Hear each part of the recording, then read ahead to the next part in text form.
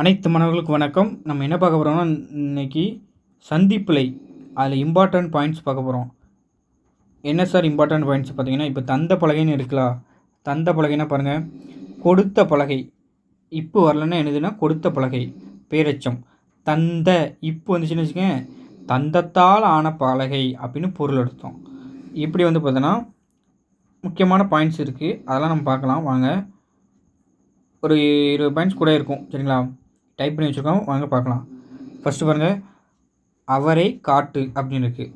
அப்போ அவரை காட்டுனா இக்கு வரல, அப்போ என்ன அர்த்தம் வரும் பாருங்கள், அவரை கொடியை காட்டு, அதான் அவரை கொடியை காட்டுன்னு தான் அர்த்தம். அவரை கொடியை பார்த்துருப்பீங்களா, அவரை கொடியை காட்டு, அதுதான் இது அவரை காட்டு. அவரை காட்டு இக்கு வந்துச்சுன்னா என்ன ஆகுது, அந்த மனிதரே காட்டுன்னு அர்த்தம். நல்லா பார்த்துக்கிடணும். இந்தமாரி நம்ம கொடுக்குறதுலேருந்து தான் கேள்வி வருமே தவிர, அவங்களாம் யோசிச்சுலாம் எதுவும் கேள்வி கேட்க மாட்டாங்க. அதனால் கொடுப்போம். இது வந்து பார்த்தோன்னா இது ஒரு இம்பார்ட்டன்ட் டாபிக் வீடியோ. நம்ம மொத்தமாக கொடுப்போம். சந்திப்பிலே கொடுக்கல வந்து பார்த்தீங்கன்னா ப்ளேலிஸ்ட் போட்டு மொத்தம் கொடுப்போம். அதில் வந்து வரது வந்து பார்த்தோன்னா அதை பார்த்துக்கிடுங்க. இது வந்து இப்போதைக்கு நம்ம ஸ்டடி பிளான் வரது வரைக்கும் இப்படி நம்ம கொடுத்துட்டு இருக்கோம். அதுக்கப்புறம் வந்து பார்த்தோன்னா அப்படி ப்ளேலிஸ்ட்டில் அது வரிசையாக இருக்கும். அதில் இருந்தால் கண்டிப்பாக வீடியோ இருக்கும், எல்லாமே கொஸ்டின் இருக்கும், சரிங்களா? இரு கைன்னு இருக்குது. இரு கைன்னு என்ன சார்னு கேட்டால் இரண்டு கை. இரு கை அப்படின்னா இக்கு வந்து என்ன ஆகும்னா ஆசனம். ஆசனம்னா என்னது, இருக்கை, சரிங்களா? ஆசனம்னா என்னது, இருக்கை. ஸோ இருகைனா இரண்டு கையை குறிக்குது.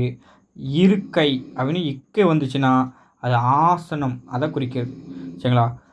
அடுத்த பாருங்கள், நெக்ஸ்ட் கொஸ்டின். உடம்பு பிடி அப்படின்னு இருக்குது. உடம்பு பிடின்னு இருக்குது. அப்போ என்ன, உடம்பு என்னும் விலங்கை பிடி, சரிங்களா? சாரி, உடும்பு, சரிங்களா? உடம்பில் உடும்பு பிடி.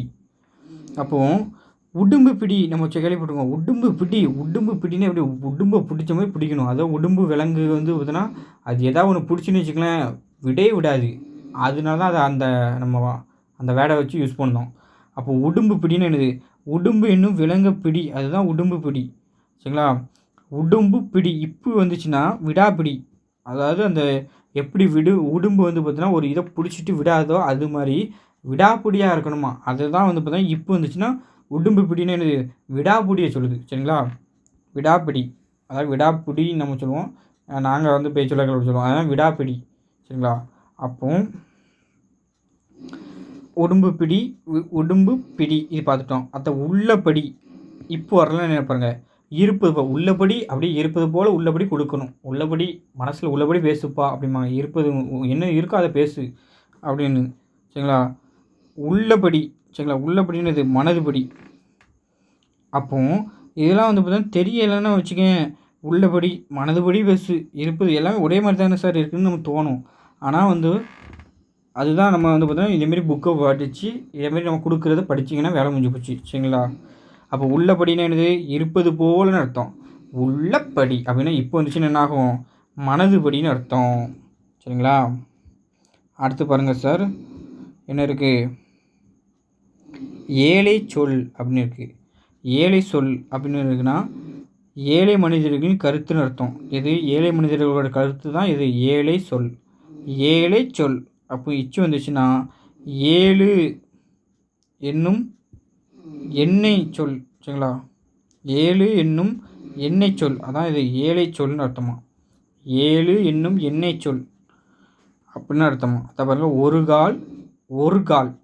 இப்போ ஒரு கால்னு என்னது, ஒரு முறைன்னு அர்த்தம் அல்லது ஒரு வேலைன்னு அர்த்தம். ஒரு கால் இக்கு வந்துச்சுன்னா ஒரே ஒரு கால் உள்ள ஆளாக சொல்லுது அப்படின்னு வச்சுக்கிடுங்க. அடுத்தல பாருங்கள், கடலை பார்த்தாயா அப்படின்னா என்னதுன்னா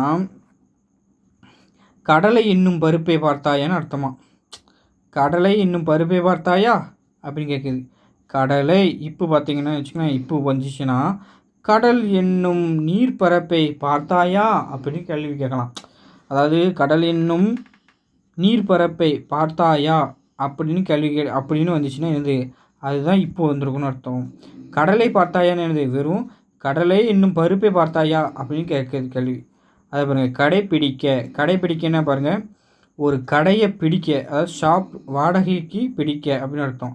இப்போ வந்துச்சுன்னா என்ன ஆகுதுன்னா ஒன்றை விடாமல் பற்றுக, அதாவது வந்து கடைப்பிடித்தல். நம்ம ஒன்று பின்பற்றுவோம்லா, அதான் பற்றுக. பின்பற்றுதல் சொல்லுது. கடைபிடிக்கணும் இந்த பின்பற்றுதல் கூட வரும். சரிங்களா? ஒன்றை விடாமல் பற்றுகன்னு அது பின்பற்றுதல்.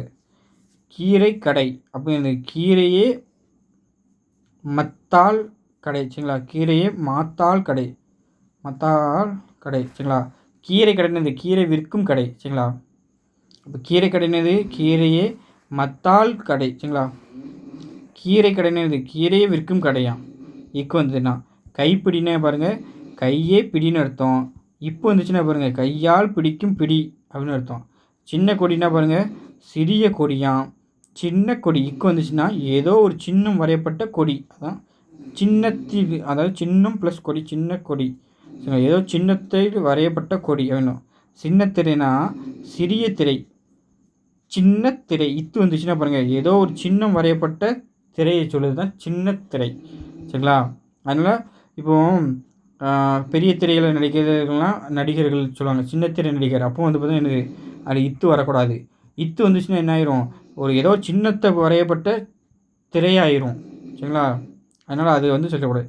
செடி கொடினா செடியும் கொடின்னு அர்த்தம். செடி கொடி அப்படின்னு இக்கு வந்துச்சுன்னா செடியில் ஏறியுள்ள கொடின்னு அர்த்தம். சரிங்களா? இப்போ நம்ம சொல்லுவோம் செடி கொடி சார், செடியும் கொடியும் வல்லினம் மிகக்கூடாதுல்ல. அப்போ இங்கே என்ன சார் வல்லினம் மிகுந்துருக்குன்னா, வல்லினம் மிகுந்துச்சுன்னா என்ன பொருள்னு சொல்லியிருக்காங்க, செடியில் ஏறியுள்ள கொடின்னு சொல்லியிருக்காங்க. செய்கடன்னா நேர்த்தி கடனை சொல்லுது. செய்கடன் இக்கு வந்துச்சுன்னா நிலவரியை சொல்லுது. நல்லா பார்த்துங்க, இதெல்லாம் முக்கியமானது, டிஃப்ரெண்ட்டாக இருக்குது பாருங்கள். செய்கடன் செய்கடன் அப்படின்னு. தந்த பலகை தான் இது நம்மளுக்கு எக்ஸாம்பிள் கேட்டது. கொடுத்த பலகை, தந்த பலகை. இப்போ வந்து தந்தத்தால் ஆன பலகை. இதெல்லாம் வந்து பார்த்தா வேற்றுமை தொகை தெரிஞ்சுன்னா ஈஸியாக போட வேண்டியது கொஸ்டின். தமிழ் படி, தமிழே படி. சரிங்களா? 2ஆம் வேற்றுமை விரியில் வந்து பார்த்தீங்கன்னா கொடுத்துருக்காங்க. அதை பாருங்கள், தமிழில் உள்ளபடி இல். சரிங்களா? அப்போ இப்போ வந்திருக்கு. அப்போது தமிழ் படினா தமிழே படி, தமிழ் படி. இப்போ வந்துச்சுன்னா இது தமிழில் உள்ளபடி. சரிங்களா? தமிழில் உள்ளபடி. தயிர் கடைன்னு இது தயிரே கடை, தயிர் கடை. இக்கு வந்துச்சுன்னா ஆகும், தயிரை விற்கும் கடைன்னு ஆயிரும். தலைச்சுற்று அப்படின்னு இருந்ததுன்னா மயக்கத்தை சொல்லும். தலைச்சுற்று இச்சு வந்துச்சுன்னா முதல் சுற்று அல்லது தலையை சுற்று அப்படின்னு அர்த்தம்.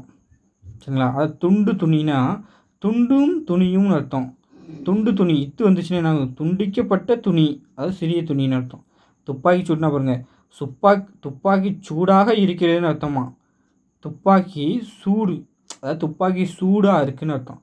துப்பாக்கி சூடு இதுதான். இது இச்சு வந்துச்சுன்னா துப்பாக்கியால் சுடப்பட்டார் அப்படின்னு அர்த்தம். அப்போ துப்பாக்கி சூடு வந்து துப்பாக்கியால் சுடப்பட்டார் இடத்துல நீங்கள் என்ன இச்சு போட்டு பழகணும். துப்பாக்கி சுடு அப்படின்னா வந்து பார்த்தா, துப்பாக்கி சூடு அப்படின்னா துப்பாக்கி சுடுது, சூடாக இருக்குது அப்படின்னு. பொய் சொல்னா ஒன்று நீ வந்து பொய் சொல்லு அப்படின்னு சொல்லுது, பொய் சொல்வாயாக அப்படின்னு. பொய் சொல் அப்படின்னு என்னன்னா பொய்யான சொல் அர்த்தம். அதை பாருங்கள், மணி தெரு, மணி என்ற பெயரே உடைய தெரு தான் மணி தெரு. சரிங்களா? அது இத்து வந்துச்சுன்னா என்னென்னா ஒரு சிறந்த தெருன்னு அர்த்தமா. நல்லா பார்த்துக்கிடுங்க, முக்கியமானது இதெல்லாம். மருந்து கடைன்னா பாருங்கள், மருந்தே கடைன்னு அர்த்தம். மருந்து கடை இக்கு வந்துச்சுன்னா மருந்து விற்கும் கடைன்னு அர்த்தம்.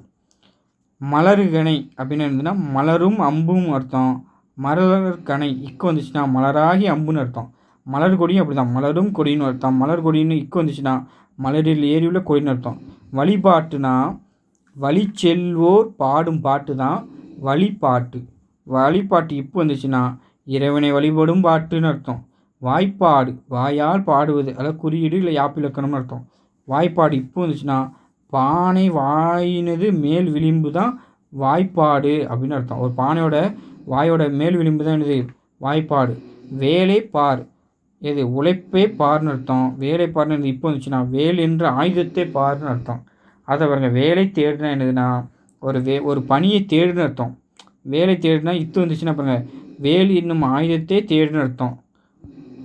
அவ்வளோதான். சரிங்களா? இதேமாரி முக்கியமானது வந்து பார்த்தா நம்ம கொடுப்போம்.